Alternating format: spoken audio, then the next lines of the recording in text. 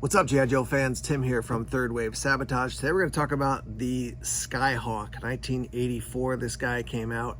I love this vehicle. One of my first memories of this vehicle is it skimming across a swamp and chasing after Zartan. And we're going to talk about this vehicle, obviously, but we'll also talk about what does this compare to in the world of Cobra? What are the pluses and minuses of this? We'll talk about some of the classified versions of this. You might be like, classified versions? Yeah, classified versions. Stay tuned. We're going to jump into that. Let me switch around to the other side of the camera so you can get some nice close-ups of the Skyhawk. Wait, you're missing part of the vehicle right here. Yeah. I know. We're gonna get to that. This is the Skyhawk. It came out in 1984. It was available for a couple years from G.I. Joe. In 1986, we had the Dreadnought Air Assault, which was the Dreadnought version of this, and the Cobra Fang. That is a very rare item and quite expensive to pick up, but a very cool looking item with those Dreadnought colors. We also eventually had the Sky Patrol version of this, and then later on we had a 2005 Steel Brigade Skyhawk. So there's been a bunch of iterations of this vehicle.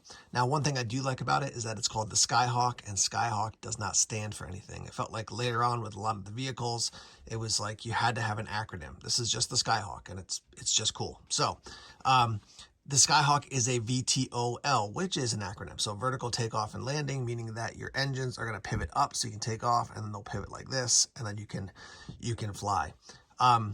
This thing I thought was so cool because it was a compact air vehicle. You know, some of the air vehicles like the Sky Striker, really big and pretty expensive, especially for kids back in the day. And then you've got the Dragonfly, great vehicle, love the Dragonfly, but again, pretty expensive. So to get something that you could pick up for, you know, under 10 bucks was a great deal, especially back in the day. Some people complained right off the bat about the fact that it had no plastic there that would essentially serve as like a windshield. But for me, I was like, I just imagined it there. And it didn't seem like when they were flying it in the Sunbow cartoons, that wind was like tearing through here and, you know, making it really uncomfortable for them to fly. So it was just a way to save money at the end of the day. So I always imagined that it did have a windshield. I've added in shipwreck here so you can get a sense of how big the Skyhawk is. So I imagine shipwreck's about, 6 feet tall. So, 1, 2, 3, say 18, 20 feet long. So not a massive vehicle, certainly a compact aerial vehicle. It did offer a lot of different functionality in the cartoon. Like I mentioned, one of my favorite first images was this guy skimming across the water, sort of like flying and then skimming and flying and skimming, but chasing after Zartan. And then certainly you could fly this thing, just in the air like a normal aerial assault vehicle.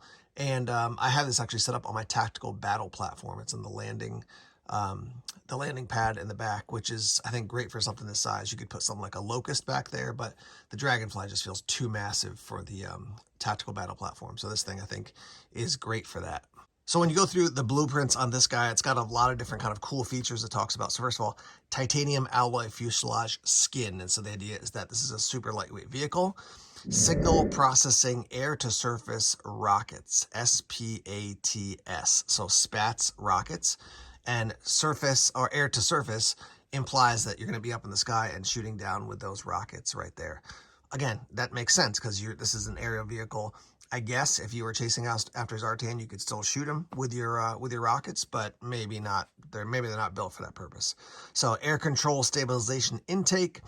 Secondary cockpit ventilators, air rotation control center, variable pitch air intake waste gates. I mean, just a lot of terminology that they throw at you. So you do have a horizontal stabilizing tail fin, which when you look here, you're like, oh, that's missing on his. You're right. And that's actually one of the things I want to point out here, which is that those components can fall off quite easily. So the side tail fins, the top tail fin, the rockets fall off easily.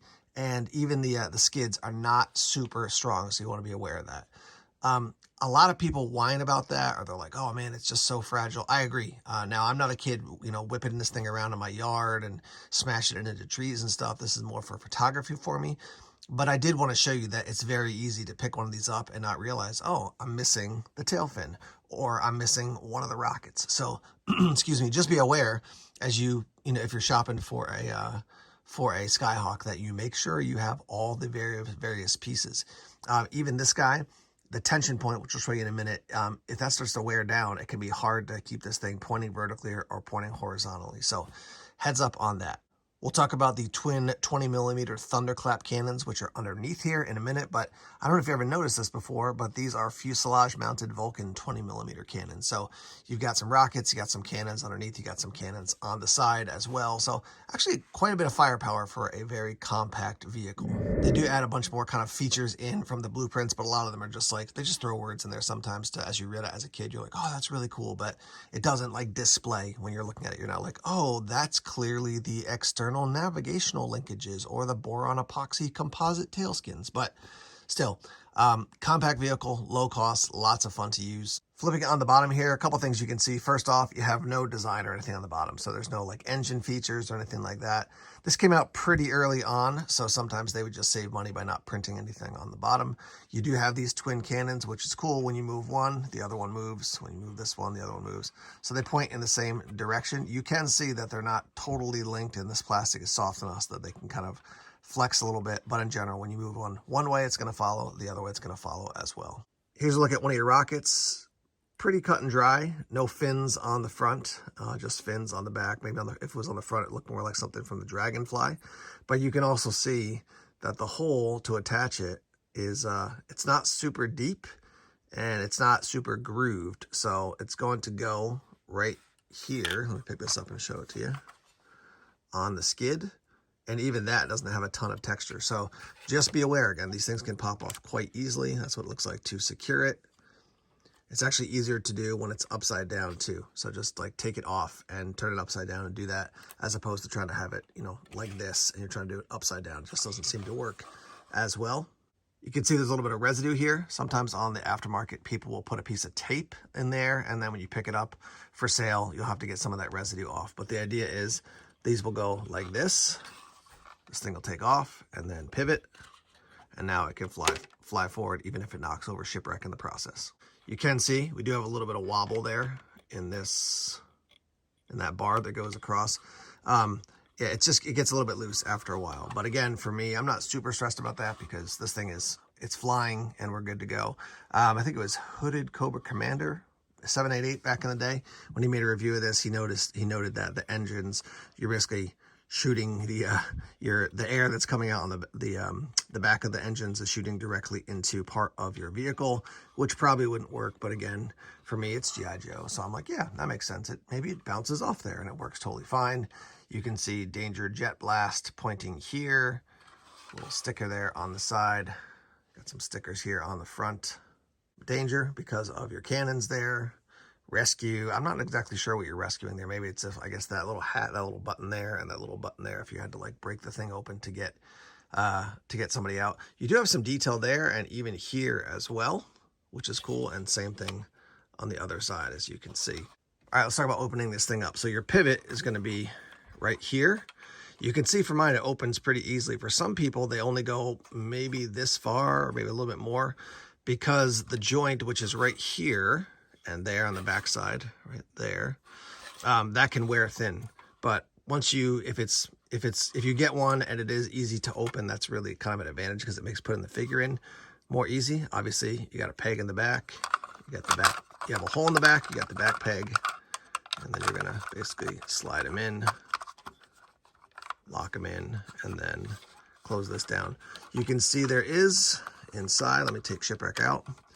You've got a joystick there. You've got a couple details, not a ton, like kind of on the ground here.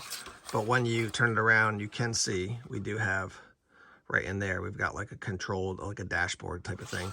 Well, this is kind of just me nerding out, but I was noting that that's going to be for my left hand if I'm flying, and most people are right-handed, so you would think the joystick would be on the other side. But nonetheless, that's how it's built. You can see that Shipwreck's hand lands nicely on the actual joystick. Sometimes they put a joystick or a steering wheel and you're like, yeah, my figure can't even touch that. And his hand fits nicely. It reaches it and it actually fits.